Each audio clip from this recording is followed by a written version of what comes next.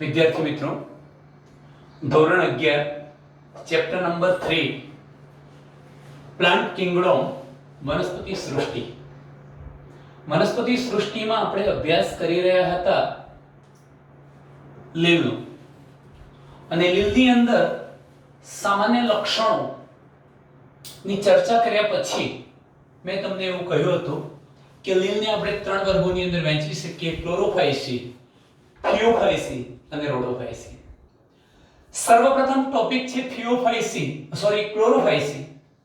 તો ક્લોરોફાઇસી લીલની અંદર કયા કયા ઉદાહરણો આવે, કઈ લીલનો સમાવેશ આપણે ક્લોરોફાઇસી ની અંદર કરીએ છીએ? તો સર્વપ્રથમ મિત્રો હું અહીંયા ઉદાહરણ નોંધું છું, જરા ધ્યાન રાખજો. સર્વપ્રથમ છે ક્લેમિડોમોનાસ.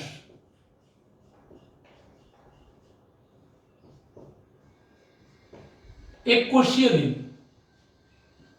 વોલ્વોક્સ, તમે જાણો છો વસાહતી લીલ છે.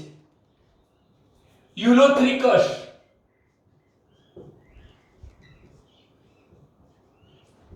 સ્પાઇરોગાયરા, આ તંતુમય લીલ છે. અને સાથે સાથે એક બીજું ઉદાહરણ આપણે કારા નામની લીલનું આપી શકીએ. તો ક્લોરોફાઇસી ની અંદર સમાવેશ થતી લીલ છે ક્લેમિડોમોનાસ, વોલ્વોક્સ, યુલોથ્રિકસ, સ્પાઇરોગાયરા અને કારા. સામાન્ય રીતે આ ક્લોરોફાઇસી ના સભ્યોને, એટલે કે ક્લોરોફાઇસી માં સમાવેશિત આ બધી જ લીલને લીલી લીલ તરીકે આપણે ઓળખાવીએ છીએ. ક્લોરોફાઇસીના સભ્યોને લીલી કે હરિત લીલ તરીકે ઓળખાવીશું. લીલી લીલ અથવા તો એને હરિત લીલ. શા માટે? તો મિત્રો, તમામ સભ્યોની અંદર જો હું રંજક દ્રવ્યની વાત કરું છું તો ક્લોરોફિલ એ ક્લોરોફિલ બી જેવા રંજક દ્રવ્યો આવેલા છે. અને આપણે જાણીએ છીએ કે ક્લોરોફિલ એ અને ક્લોરોફિલ બી એ લીલા રંગના રંજક દ્રવ્યો હોવાના કારણે સમગ્ર લીલનો જે દેહ છે એ લીલો દેખાય છે, માટે આપણે એને લીલી કે હરિત લીલ તરીકે ઓળખાવીએ છીએ. તો તેઓમાં ક્લોરોફિલ એ, ક્લોરોફિલ બી જેવા રંજક દ્રવ્યોની પ્રભાવિતતા હોય છે, વધુ પ્રમાણ હોય છે. જેવા રંજક દ્રવ્યોની પ્રભાવિતતાને કારણે તે ઘાસ જેવી લીલા રંગની દેખાય છે. ચાલો ત્યાર પછીના મુદ્દાની ચર્ચા કરીએ કે મિત્રો, આના જે રંજક દ્રવ્યો છે, જેમ કે ક્લોરોફિલ અને ક્લોરોફિલ બી, ક્લોરોફિલ એ અને ક્લોરોફિલ બી, તો રંજક દ્રવ્યો ક્યાં આવેલા હોય? તો રંજક દ્રવ્યો એટલે ક્લોરોફિલ એ અને ક્લોરોફિલ બી જેવા રંજક દ્રવ્યો સ્પષ્ટપણે હરિતકણ નામની અંગિકામાં આવેલા છે, હરિતકણમાં સ્થાન પામેલા છે.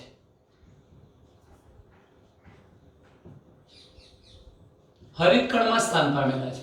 હવે મિત્રો, તમે જાણો છો કે હરિતકણમાં તેઓ સ્થાન પામેલા છે, સૂર્યપ્રકાશની મદદથી પોતાનો ખોરાક જાતે બનાવશે.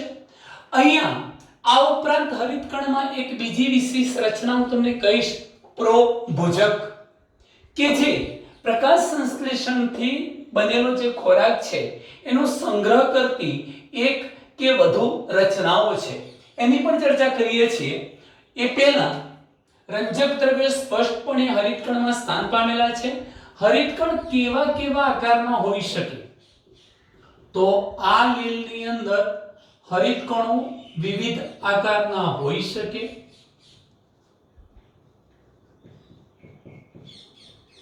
જેમ કે તકતી આકાર છે, પટ્ટી આકાર છે મિત્રો, ઝાલાકાર છે, બિંબાકાર છે, કપ આકાર છે, કુંતલ આકાર છે. ચલો, કપ આકાર, કુંતલ આકાર, તકતી જેવા એટલે તકતી આકાર, ઝાલાકાર, પટ્ટી જેવા, એમ વિવિધ આકારો ધરાવે છે.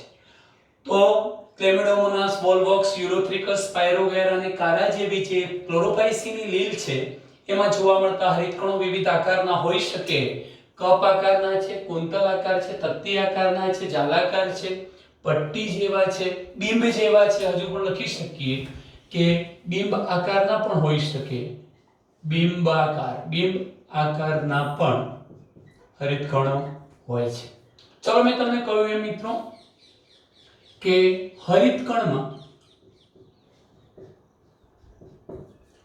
એક કે વધુ સંખ્યામાં, એક કા તો વધુ સંખ્યામાં એક વિશિષ્ટ પ્રકારની રચના સ્થાન પામેલી છે. મેં તમને અગાઉ પણ કહી દીધું કે જેને આપણે પ્રોભોજક કહીશું.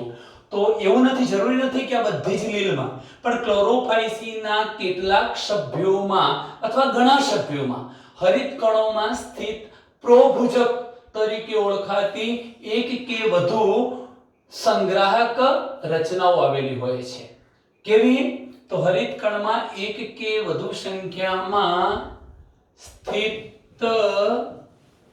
સંગ્રાહક રચનાઓ આવેલી છે. આવી સંગ્રાહક રચનાઓને આપણે પ્રોભુજક તરીકે ઓળખાવીએ છીએ. આ પ્રોભુજક સ્ટાર્ચનો તો સંગ્રહ કરે જ છે, સ્ટાર્ચનો સંગ્રહ કરે છે, પ્લસ સાથે સાથે એ પ્રોટીન કણોનો પણ ખોરાક સંગ્રહ કરવાનું કાર્ય કરે છે. મિત્રો આ ટૂંકો પ્રશ્ન યાદ રાખજો કે હરિતકણમાં એક કે વધારે સંખ્યામાં પ્રોભુજક જોવા મળે છે જે સંગ્રાહક રચના છે, સ્ટાર્ચ અને પ્રોટીન કણોનો ખાસ કરીને એ સંગ્રહ કરે છે.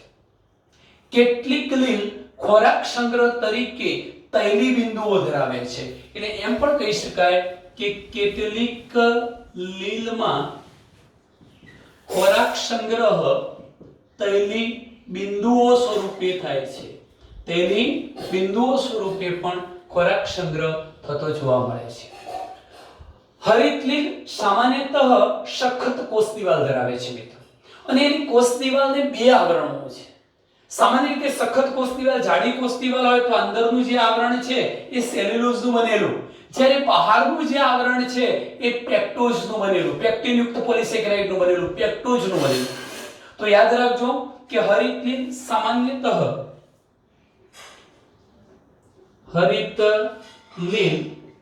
સામાન્ય રીતે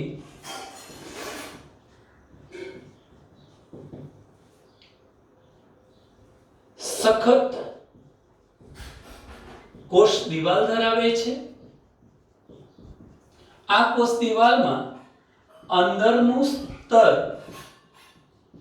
સેલ્યુલોઝનું બનેલું છે, જ્યારે બહારનું જે સ્તર છે એ પેક્ટોઝનું બનેલું હોય છે. આપણે ટૂંકા પ્રશ્નને યાદ રાખીશું. હવે આપણે વાત કરવી છે એના પ્રજનનના અનુસંધાનમાં. તો મિત્રો અહીં જરા ધ્યાન રાખજો કે પ્રજનન વિશે વાત કરવી છે તો મેં અગાઉ પણ તમને કહ્યું હતું કે લીલની અંદર ત્રણ પ્રકારે પ્રજનન થતું જોવા મળે છે. જો આપણે પ્રજનનની વાત કરીએ તો લીલમાં ત્રણ રીતે પ્રજનન જોવા મળે છે. એક છે પ્રથમ પ્રજનન, પ્રથમ રીત, વાનસ્પતિક પ્રજનન, બીજા નંબરે અલિંગી પ્રજનન અને ત્રીજા નંબરે લિંગી પ્રજનન. ત્રણ રીતે પ્રજનન શક્ય બની શકે લીલની અંદર. મેં અહીંયા કહ્યું છે કે વાનસ્પતિક પ્રજનન, અલિંગી પ્રજનન અને લિંગી પ્રજનન. મિત્રો વાનસ્પતિક પ્રજનન સામાન્ય રીતે અવખંડન દ્વારા થાય છે. અવખંડનનો અર્થ તમે જાણો છો કે લીલના દેહના ટુકડાઓ થાય છે. દરેક ટુકડો ખૂટતા ભાગોનું નવેસરથી સર્જન કરી પૂર્ણ લીલમાં રૂપાંતરિત થઈ જાય છે. એટલે અવખંડનની પ્રક્રિયા દ્વારા વાનસ્પતિક પ્રજનન થાય છે એમ કહી શકાય. હવે આપણે અલિંગી પ્રજનનની વાત કરીએ તો અલિંગી પ્રજનન જુદા જુદા બીજાણુઓ દ્વારા થાય. અલિંગી પ્રજનન જુદા જુદા બીજાણુ, પણ આ બીજાણુ લિંગી નહીં હોય, અલિંગી બીજાણુ, એટલે અર્ધીકરણની ક્રિયા વગેરે ન થયું હોય, જુદા જુદા બીજાણુઓ દ્વારા અલિંગી પ્રજનનની ક્રિયા થાય છે. આવા જે બીજાણુ હોય છે મિત્રો, એ સામાન્ય રીતે કશાધારી હોય છે. આ પ્રકારની કશાઓ હોય છે, કશાઓ. તો યાદ રાખજો કે જુદા જુદા બીજાણુઓ દ્વારા લિંગી પ્રજનન થાય છે. આ બીજાણુઓ કશાધારી ચલ બીજાણુ હોય છે, અને કશાધારી ચલ બીજાણુઓ, શબ્દ જુઓ, કશા ધરાવતા, કશાધારી ચલિત છે, કશાધારી ચલ બીજાણુ ઉત્પન્ન કરીને અલિંગી પ્રજનન કરે છે. આ કશાધારી ચલ બીજાણુ ધાનીમાં, ચલ બીજાણુ ધાનીમાં સર્જાય છે. આપણ ટૂંકો પ્રશ્ન યાદ રાખીશું કે ચલ બીજાણુ ધાનીની અંદર ઉદ્ભવતા કશાધારી ચલ બીજાણુ હોય છે. આવા કશાધારી ચલ બીજાણુઓ દ્વારા એ અલિંગી પ્રજનનનું કાર્ય કરે છે. આવા બીજાણુઓ જમીન પર પડી એકકીય લીલનું નિર્માણ કરી શકે. હવે આપણે લિંગી પ્રજનનની વાત કરીએ તો મિત્રો, લિંગી પ્રજનનમાં લિંગી કોષોનું નિર્માણ અને એના પ્રકારમાં વિવિધતા જોવા મળે છે. લિંગી પ્રજનનમાં મેં તમને કહ્યું એમ, લિંગી કોષો એટલે કોણ? લિંગી કોષો એટલે નર અને માદા જન્યુઓ. તો લિંગી કોષોના નિર્માણમાં એટલું જ નહીં, અનેક પ્રકારમાં નિર્માણ અને પ્રકારમાં વિવિધતા જોવા મળે છે, જુદાપણું જોવા મળે છે. લીલની અંદર લિંગી કોષોના નિર્માણ અને પ્રકારમાં વિવિધતા જોવા મળે છે. હવે કેવી રીતે? તો તમને એ કહી દઉં, કાં તો લિંગી કોષો જે નિર્માણ પામે છે એમનો પ્રકાર બંને સરખા હોય, અને ત્યારે મિત્રો આગળ પણ આપણે નામને કહી ચૂક્યા છીએ, આપણે એને શું નામ આપતા હતા? સમજન્યુક. એટલે લિંગી પ્રજનન સમજન્યુક પ્રકારનું થઈ શકે. કેટલીક વાર બંને જન્યુઓ બાહ્યકાર વિદ્યાની દ્રષ્ટિએ સરખા હોતા નથી, તો આપણે એને વિષમજન્યુક કહેતા હતા. અને તમે એ પણ જાણો છો કે માદા જન્યુ અચલિત મોટો, નરજન્યુ નાનો ચલિત, તો અંડજન્યુક પ્રકારે પણ લિંગી પ્રજનન શક્ય બને છે. તો મિત્રો, આટલે સુધીના ટોપિકોની આપણે ચર્ચા કરી છે. ક્લોરોફાઇસી, જેમાં ક્લેમિડોમોનાસ ઉદાહરણ જોજો, ક્લેમિડોમોનાસ, વોલ્વોક્સ, યુલોથ્રિકસ, સ્પાયરોગેરા અને કારાનો સમાવેશ થાય છે. આ સભ્યોને સામાન્ય રીતે હરિત કે લીલી લીલ તરીકે ઓળખવામાં આવે છે, કારણ કે ક્લોરોફિલ એ અને ક્લોરોફિલ બી નું પ્રમાણ વિપુલ માત્રામાં હોય છે, અને પરિણામ સ્વરૂપે તે ઘાસ જેવા લીલા રંગના દેખાય છે. રંજક દ્રવ્ય સ્પષ્ટપણે ક્યાં આવેલા જોવા મળે છે? હરિત કણમાં. હરિત કણો જુદા જુદા આકારના હોઈ શકે, કપ આકાર, કુંતલ આકાર, તકતી આકાર, જાલાકાર, પટ્ટી આકાર અને બીમ જેવા આકારના હોઈ શકે. હરિત કણમાં ખોરાક સંગ્રહ માટેની કેટલીક રચનાઓ અથવા સંગ્રાહક રચનાઓ આવેલી હોય છે, જેને પ્રભુજક તરીકે ઓળખવામાં આવે છે, જે એક કે વધુ સંખ્યામાં હોય છે, અને તે ખાસ કરીને સ્ટાર્ચનો સંગ્રહ કરે, આ ઉપરાંત પ્રોટીનનો પણ ખોરાક સંગ્રહ કરે છે. આ સભ્યો પૈકીની કેટલીક લીલ તેલી બિંદુ સ્વરૂપે ખોરાક સંગ્રહ કરતી જોવા મળે છે. હરિત લીલ સામાન્ય રીતે સખત એટલે મજબૂત કોષ દિવાલ ધરાવે છે. અંદરનું સ્તર સેલ્યુલોઝનું બનેલું છે, ત્યારે બહારનું સ્તર પેપ્ટોઝનું બનેલું હોય છે. એમનામાં પ્રજનન ત્રણ રીતે થાય છે. એક છે વાનસ્પતિક પ્રજનન, બીજું છે અલિંગી પ્રજનન, અને ત્રીજું છે લિંગી પ્રજનન. આ અલિંગી પ્રજનન, વાનસ્પતિક પ્રજનન અવખંડન દ્વારા થાય, એટલે ખંડો બને, અને દરેકે દરેક ટુકડો અથવા ખંડો એ નવા દેહનું અથવા નવી સંતતિનું સર્જન કરે છે. અલિંગી પ્રજનન ખાસ કરીને ચલબીજાણુ ધાનીમાં ઉત્પન્ન થતા કશાધારી ચલબીજાણુઓ દ્વારા થાય છે. લિંગી પ્રજનન એટલે લિંગી કોષો એટલે જન્યુ, નર અને માદા જન્યુના નિર્માણ અને પ્રકારમાં વિવિધતા જોવા મળશે. બંને જો સરખા તો સમજન્યુક, અલગ અલગ વિષમજન્યુક, અને માદા જન્યુ મોટો, નર જન્યુ નાનો ચલિત, તો એને અંડજન્યુ કહીશું. અહીંયા આ એક પોઈન્ટને આપણે પૂરો કર્યો છે, ક્લોરોફાઇસી. ચલો મિત્રો, ક્લોરોફાઇસી પછી હવે આપણે ફિયોફાઇસીની વાત કરવી છે. ફિયોફાઇસી સામાન્ય રીતે ફિયોફાઇસી લીલના સભ્યો, એટલે આ લીલના જે સભ્યો છે, તમે અત્યારે જ ટોપિકનો અભ્યાસ કર્યો કે ક્લોરોફાયસીને સામાન્ય રીતે આપણે કેવી લીલ કહીએ છીએ? લીલી કે હરિત લીલ. જ્યારે ફિયોફાયસીના સભ્યોને બદામી કે કથ્થાઈ લીલ તરીકે ઓળખવામાં આવે છે. તો આ લીલના સભ્યો બદામી કે કથ્થાઈ લીલ તરીકે જાણીતા છે. બદામી કે કથ્થાઈ લીલ જોવા મળે તો તમારે સમજવું કે એનો વર્ગ કયો છે? ફિયોફાયસી. એ ફિયોફાયસી વર્ગની છે. મોટા ભાગે એમનું નિવાસ સ્થાન, બહુ ઓછી લીલ મીઠા પાણીમાં નિવાસ કરતી હશે, પણ મોટા ભાગની ફિયોફાયસીના બધા જ સભ્યો દરિયાઈ નિવાસ સ્થાનોમાં જોવા મળે છે. મિત્રો કયા નિવાસ સ્થાનમાં? તો બીજા નંબરનો પોઈન્ટ લખીશું કે આ લીલ દરિયાઈ નિવાસ સ્થાનોમાં વસવાટ કરે છે. સર્વપ્રથમ તો આપણે ફિયોફાયસીમાં ઉદાહરણોની વાત કરી દઈએ તો કઈ લીલનો સમાવેશ ફિયોફાયસીમાં થાય છે? મિત્રો એક્ટોકાર્પસ, ઓક્ટોકાર્પસ નહીં, ઓક્ટોકાર્પસ પ્રાણી છે, જ્યારે એક્ટોકાર્પસ લીલ છે. તો એક્ટોકાર્પસ ડિક્ટિઓટા, લેમિનારિયા, સરગાસમ, ફ્યુકસ વગેરે જેવી લીલનો સમાવેશ થાય છે. ફરી તમને કહી દઉં, એક્ટોકાર્પસ, ડિક્ટિઓટા, ઉદાહરણ એક્ટોકાર્પસ, ડિક્ટિઓટા, લેમિનારિયા,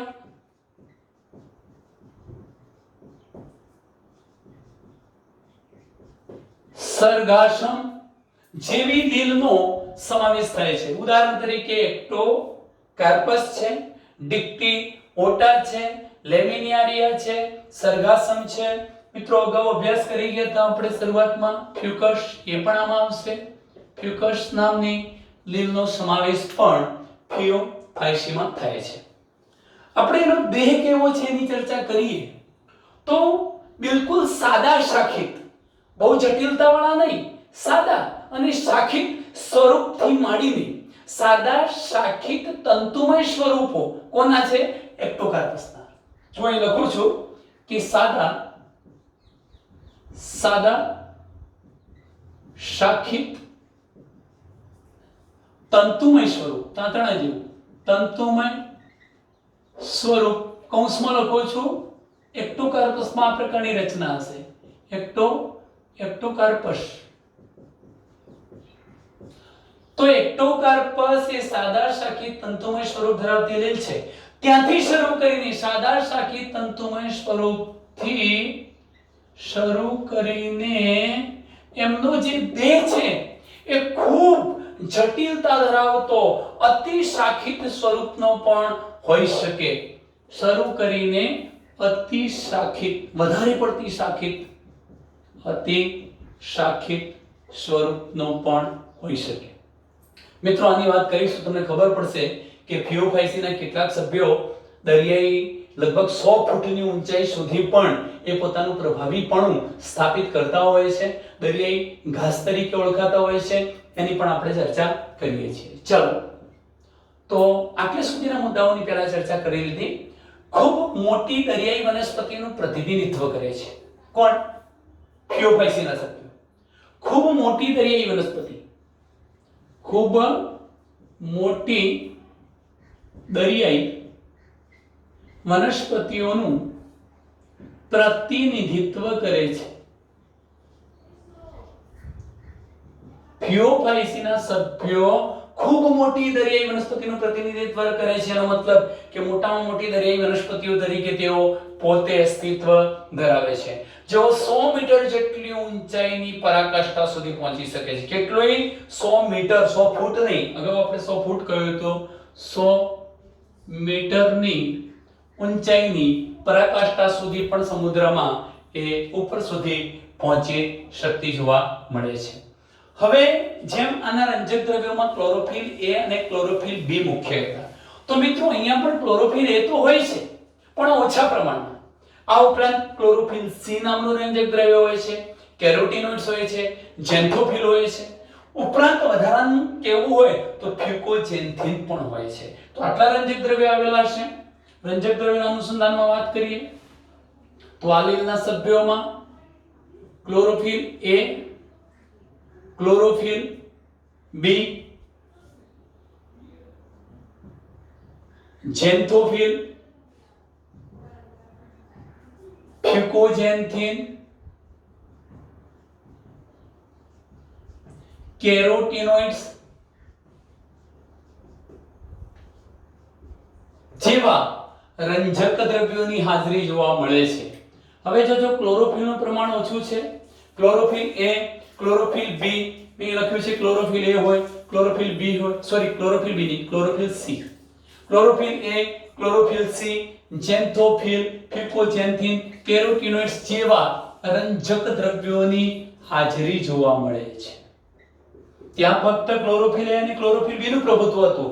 અહીંયા ક્લોરોફિલ A તો છે ઓછા પ્રમાણમાં, ક્લોરોફિલ C ઓછા પ્રમાણમાં, પણ ઝેન્થોફિલ, ફ્યુકોજેન્થિન જેવા ઘટકોનું પ્રમાણ વધુ હોય છે.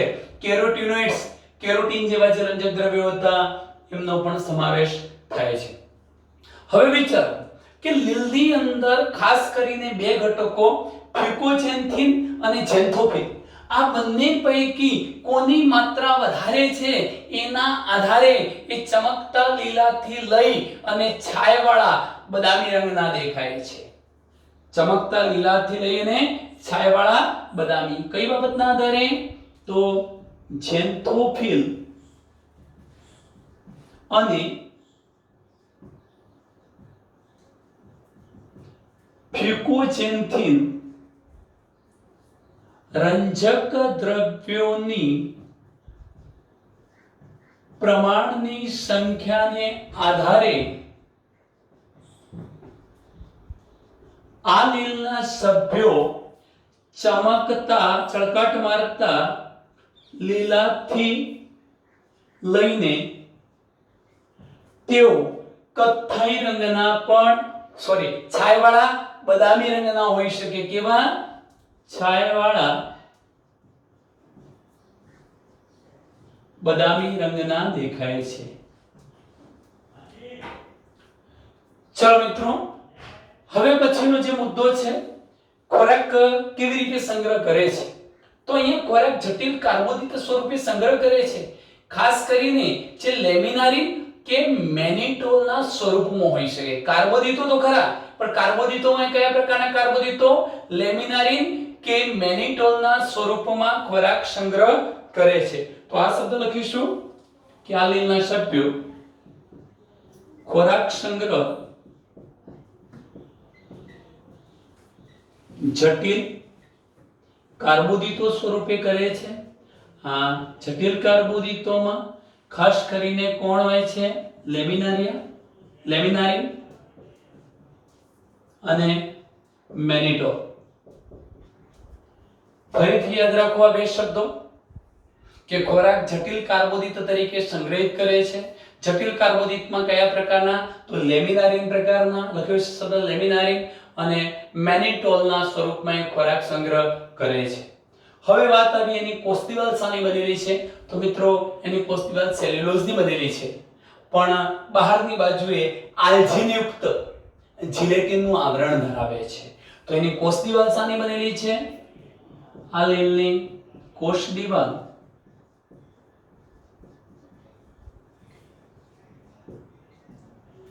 સેલ્યુલોઝની બનેલી, પરંતુ બહારની બાજુએ શું ધરાવશે? આલ્જીન યુક્ત જિલેટિન વડે, આલ્જીન યુક્ત જિલેટિન વડે આવૃત હોય છે. ફરીથી આ શબ્દ અગત્યનો છે. કોષ દિવાલ શાની બનેલી છે? સેલ્યુલોઝની બનેલી છે. આ સેલ્યુલોઝની કોષ દિવાલની ફરતે આલ્જીનના જિલેટિનના આવરણ હોય છે. તો ટૂંકમાં આટલે સુધીની વાત થઈ. હવે થોડાક મુદ્દાઓની ચર્ચા બાકી છે મિત્રો, જરા ધ્યાન રાખજો કે જીવરસમાં રંજક કણો તો હશે જ, પણ ઉપરાંત વનસ્પતિ કોષમાં, લીલે પણ વનસ્પતિ કોષ જ છે, તો એની અંદર મધ્યસ્થ મોટી કેન્દ્રસ્થ રસધાની આવેલી હોય છે અને કોષ કેન્દ્ર જોવા મળે છે. તો એનો જે જીવરસ છે શું ધરાવે છે? જીવરસ રંજક કણો તો ધરાવે છે, તો રંજક કણો ઉપરાંત એ મધ્ય ભાગે આવેલી મોટી રસધાની પણ ધરાવે છે અને સાથે સાથે એક કોષ કેન્દ્ર પણ ધરાવે છે. ચલો મિત્રો, આટલે સુધીના મુદ્દાઓ પર એકવાર ફરીથી નજર કરી લઈએ. ફિયોફાઇસી આ લીલના સભ્યોને આપણે બદામી કે કથ્થાઈ લીલ તરીકે ઓળખાવીએ છીએ. મોટા ભાગે દરિયાઈ નિવાસ સ્થાન વધારે છે. એક્ટોકાર્પસ, ડિપ્યુટા, લેમિનારિયા, સરગાસમ અને ફ્યુકેસ તેના ઉદાહરણ છે. દેહની વાત કરું તો સાદા શાખિતથી તંતુમયથી માંડીને કે જે શામાં જોવા મળે છે એક્ટોકાર્પસમાં, ત્યાંથી માંડીને અતિશાખિત સ્વરૂપ ધરાવતા હોઈ શકે. ખૂબ મોટી દરિયાઈ વનસ્પતિઓનું તેઓ પ્રતિનિધિત્વ કરે છે. લગભગ 100 મીટર જેટલી ઊંચાઈ પ્રસ્થાપિત કરે છે. ક્લોરોફિલ એ, ક્લોરોફિલ સી, ઝેન્થોફિલ, ફ્રિકોજેન્થિન, કેરોટીનોઇડ્સ જેવા રંજક દ્રવ્યોની હાજરી જોવા મળે છે. ઝેન્થોફિલ અને ફ્રિકોજેન્થિન જેવા જે રંજક દ્રવ્યો હતા એના પ્રમાણની સંખ્યાના આધારે લીલ ચમકતા લીલા રંગથી માંડી અને છાયાવાળા બદામી રંગની દેખાય છે. ખોરાક સંગ્રહ જટિલ કાર્બોદિતો સ્વરૂપે થાય છે. જટિલ કાર્બોદિતમાં લેમિનારિન અને મેનિટોલ સ્વરૂપે ખોરાક સંગ્રહ થાય. આની કોષ દિવાલ સેલ્યુલોઝની બનેલી હોય છે, પણ બહારની બાજુએ આલ્જિનના આવરણયુક્ત જિલેટિન દ્વારા આવરિત હોય છે. જીવરસ શું ધરાવે છે? રંજક કણો ઉપરાંત મધ્યસ્થ મોટી રસધાની અને કોષ કેન્દ્ર ધરાવે છે.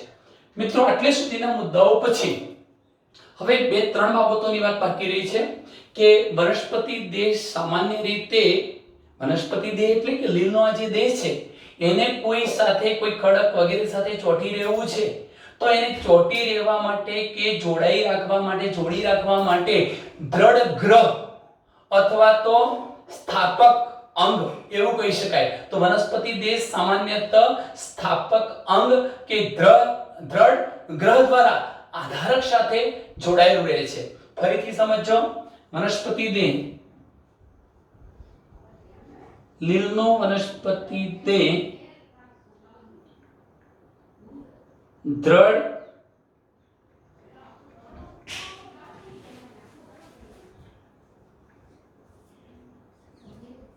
અંગ કે પછી સ્થાપક અંગ તરીકે ઓળખાતી રચના વડે આધારક સાથે જોડાય છે. દ્રઢગ્રાહી અંગ પણ કહી શકાય, એવું નથી કહેવું તો સ્થાપક અંગ કહીશું. એવી રચના દ્વારા એ આધારક સાથે જોડાયેલું રહે છે. ખાસ કરીને આ લીલમાં વૃંત એટલે પાતળો થોડો ભાગ, એના દેહનો થોડો પાતળો ભાગ. છત્રિકા વૃંત એટલે ઉપરથી સેજ ફૂલેલો ભાગ. અને આ ઉપરાંત પર્ણ જેવા, ખરેખર હકીકતમાં પર્ણ નથી પણ પર્ણ જેવું પ્રકાશ સંશ્લેષણનું કાર્ય કરી શકે તેવી રચના એને આપણે પ્રપર્ણ કહીએ છીએ. તો 3 રચનાઓ જોવા મળશે ફિયોફાઇસીના સભ્યમાં. શું રચના જોવા મળશે? એક તો વૃંત આવેલા હોય છે, છત્રિકા વૃંત અને પ્રપર્ણ એટલે શું? પ્રકાશ સંશ્લેષણ કરી શકે તેવી પર્ણ જેવી દેખાતી રચના એને શું કહીશું? પ્રપર્ણ. તો પ્રપર્ણ તરીકે ઓળખાતી રચના ધરાવે છે. ચલો મિત્રો, હવે આપણે એના પ્રજનનની વાત કરવી છે. જેમ ત્યાં પણ મેં વાનસ્પતિક પ્રજનન, અલિંગી પ્રજનન અને લિંગી પ્રજનનની વાત કરી હતી, એ રીતે આપણે એના પ્રજનનની વાત કરીશું. તો અહીં પણ પ્રજનન ખાસ કરીને 3 રીતે થાય છે. પ્રથમ મુદ્દો લખું છું, વાનસ્પતિક પ્રજનન. પહેલો મુદ્દો મેં લખ્યો છે વાનસ્પતિક પ્રજનન. બીજા નંબરનો મુદ્દો અલિંગી પ્રજનન.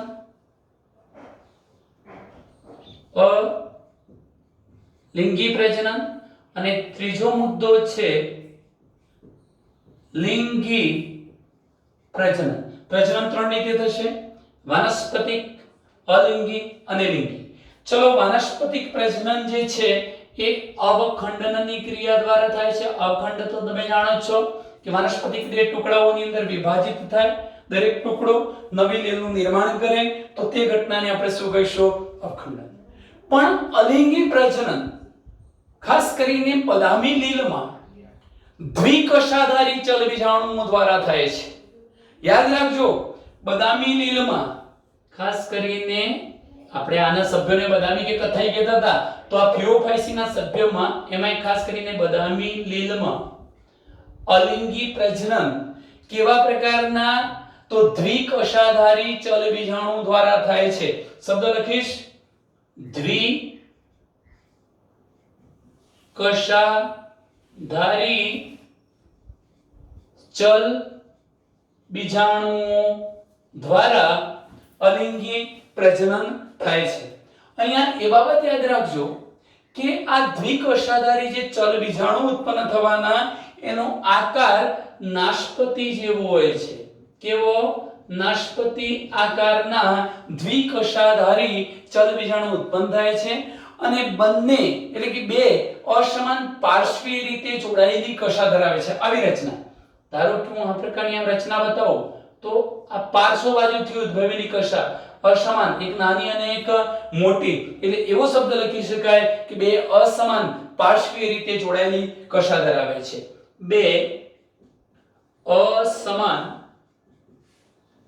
પાર્શ્વીય રીતે જોડાયેલી કશાઓ ધરાવે છે. હવે તમે સમજી ચૂક્યા છો કે અલિંગી પ્રજનન કરવા માટે બે કશાયુક્ત ચલ બીજાણુ ઉત્પન્ન થાય છે જેમનો આકાર નાશપતિ જેવો છે. એમાં બે અસમાન પાર્શ્વ બાજુ ઉદ્ભવતી કશાઓ હોય છે. આવા કશાધારી ચલ બીજાણુ યોગ્ય વાતાવરણ મળતા ઉગી નીકળે છે અને નવા દેહનું સર્જન કરે છે. અલિંગી પ્રજનન કહેવાય. ચલો, લિંગી પ્રજનન માટે તો તમે જાણો છો કે જન્યુ ઉત્પન્ન થવા જોઈએ, લિંગી કોષો, નર અને માદા જન્યુ. જો બંને જન્યુ સરખા હોય તો આપણે નામ આપી ચૂક્યા છે સમજન્યુક, અલગ હોય તો વિષમજન્યુક, અને કાં તો માદા જન્યુ મોટો અને નર જન્યુ નાનું ચલિત તો તેને અંડજન્યુક. તો ટૂંકમાં લિંગી પ્રજનન કયા કયા પ્રકારનું હોઈ શકે? લિંગી પ્રજનન સમજન્યુક પ્રકારનું હોઈ શકે,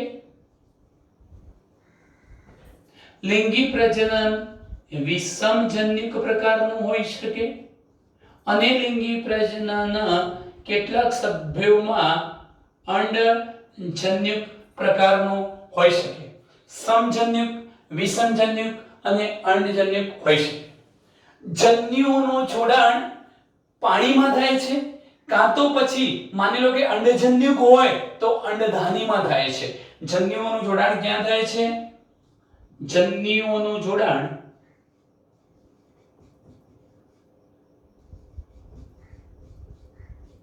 પાણીમાં થાય છે, કાં તો મેં કહ્યું એમ જો અંડજન્યુક પ્રકારનું થતું હોય કેટલીક લીલમાં તો એ ક્યાં થશે? અંડધાનીમાં થશે. જન્યુ નર અને માદા જન્યુનું જોડાણ અંડધાની. અહીંયા પણ મિત્રો પેલા જેવી જ બાબત કે જે નર અને માદા જન્યુ ઉત્પન્ન થાય છે એ નાશપતિ આકારના હોય છે. કેવા આકારના? નાશપતિ આકારના હોય છે. એમને પણ કેટલી? બે અસમાન કશાઓ આવેલી હોય છે, બે અસમાન પાર્શ્વીય કશાઓની હાજરી જોવા મળે છે. તો ટૂંકમાં એકવાર ફરી રિવિઝન કરી દઈશું થોડુંક કે આ લીલના સભ્યો બદામી કે કથ્થાઈ લીલ તરીકે ઓળખાય, દરિયાઈ નિવાસ સ્થાનોમાં વસવાટ કરે છે, એક્ટોકાર્પસ, ડિક્ટિયોટા, લેમિનારિયા, સર્ગાસન, ફ્યુકસ જેવી લીલનો સમાવેશ થાય. કેટલીક લીલ જેમ કે એક્ટોકાર્પસમાં સાદા શાખિત તંતુમય સ્વરૂપ જોવા મળે અને ત્યાંથી શરૂ કરીને બાકીની જે લીલો છે એમાં અતિશાખિત સ્વરૂપ પણ જોવા મળી શકે, જેથી જ ખૂબ મોટી દરિયાઈ વનસ્પતિનું તે પ્રતિનિધિત્વ કરે છે. એમ કહેવાય 100 મીટર જેટલી ઊંચાઈ સુધી એ પોતાના દેહને પ્રસ્થાપિત કરી શકે છે. રંજક દ્રવ્ય તરીકે ક્લોરોફિલ A, ક્લોરોફિલ C, ઝેન્થોફિલ, ફ્યુકોઝેન્થિન અને કેરોટીનોઇડ્સ આવેલા હોય છે. ઝેન્થોફિલ અને ફ્યુકોઝેન્થિનના પ્રમાણની માત્રાને આધારે ચમકતા લીલાથી લઈને છાયાવાળા બદામી રંગની લીલો હોઈ શકે. ખોરાક સંગ્રહ જટિલ કાર્બોદિત સ્વરૂપે થાય છે, ખાસ કરીને લેમિનારિન અને મેનિટોઝ સ્વરૂપે. કોષ દિવાલ સેલ્યુલોઝની બનેલી છે, બહારની બાજુએ આલ્જિનયુક્ત જીલેટિનનું આવરણ આવેલું હોય છે. જીવરસમાં રંજક કણો તો હોય જ છે પણ મધ્યસ્થ મોટી કેન્દ્રસ રસધાની હોય છે અને કોષ કેન્દ્ર પણ જોવા મળે છે. વનસ્પતિ દેહને આધાર સાથે ચોંટી રાખવા માટે દ્રઢગ્રાહી અંગ કાં તો સ્થાપક અંગ વિકસેલું જોવા મળે છે. એના આખા વાનસ્પતિક દેહમાં વૃંત, છત્રિકા વૃંત અને પ્રપર્ણ જેવી રચના હોય છે. પ્રપર્ણ પ્રકાશ સંશ્લેષણ કરી શકે તેવા પર્ણ જેવી રચના છે. વાનસ્પતિક પ્રજનન અવખંડની ક્રિયા દ્વારા થાય છે. અલિંગી પ્રજનન બદામી લીલમાં દ્વિકશાધારી ચલબીજાણુઓ દ્વારા થાય. નાશપતિ આકારના બે અસમાન પાર્શ્વિક કશા ધરાવતા બીજાણુ ઉત્પન્ન થાય. અને લિંગી પ્રજનનમાં સમજનિક, વિસંજનિક કે અંજનિક પ્રકારનું હોઈ શકે. જન્યુ નર અને માદા જન્યુનું જોડાણ પાણીના માધ્યમમાં થાય. જો માની લો અંડજન્યુક દર્શાવતી જે લિંગી પ્રજનન કરતી લીલ છે એમાં બંને જન્યુઓનું જોડાણ એ અંડધાનીમાં થવાનું છે. અને આ જે બે જન્યુઓ છે નાશપતિ આકારના અસમાન અને પાર્શ્વિક જોડાણ ધરાવતા હોય છે. મિત્રો આટલે સુધી આપણે અટકીશું. અસ્તુ.